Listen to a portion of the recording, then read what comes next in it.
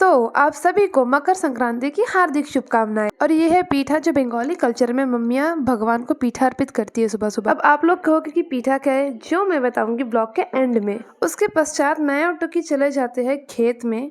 गए तो थे काम करने के लिए, लेकिन पापा ने सख्त मना कर दिया और कहा कि तुम लोग जाओ, तुमसे कोई काम नहीं होगा। अब ये सब करते करते हो गई है दोपहर, और दोपहर को हम रेडी हो चुके हैं पूजा जाने के लिए। यहाँ मैं और दीदी फुल रेडी है, अभी हम जाएंगे पूजा। और हमारा अंगरक्षक हमारे आगे आगे चल रहा है। जाकर देखा तो पूजा में सिर्फ इतने ही लोग हैं। संक्रांति की पूजा में हमारे यहाँ एक मगरमच्छ बनाया जाता है मिट्टी से, उसको पूजा जाता है। और इंटरेस्टिंग की बात यह है कि इसको पूजने के बाद इसकी जो है बलि दी जाती है। मुझे नहीं पता इसकी कहानी क्या है, अगर आप लोगों को पता है तो कमेंट्स में मुझे बताना। अब पूजा खत्म होने के पश्चात हमें दिया जाता है प्रसाद। प्रसाद खत्म होने के पश्चात हमें दिया जाता है खिचड़ी, जो मेरा बहुत ज़्यादा फेवरेट है।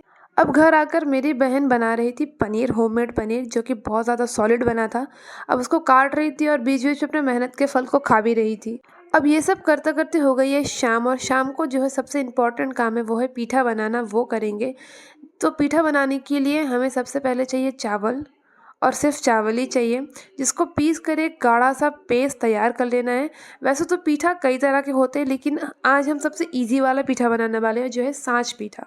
तो उस पीठा को पीस कर इसमें मिलाना है पानी। उसकी कंसिस्टेंसी कुछ डोसे जैसा होगा, उससे गाढ़ा नहीं होना। अगर पेस्ट ज़्यादा गाढ़ा होगा ना, तो ये जो है अंदर से सॉफ्ट नहीं होगा। ना हमें ज़्यादा गाढ़ा बनाना है और ना ही ज़्यादा पतला।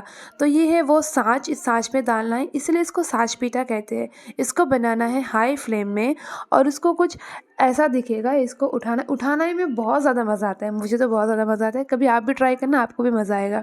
इसको आप चाहे दूध में भिगो कर या फिर गुड़ का सिरप बनाकर खाइए, दोनों ही बहुत ज़्यादा टेस्टी है। तो मैं करती हुई एंजॉय, और आपसे मिलती हूँ कल के ब्लॉग में। तब तक के लिए बाय बाय।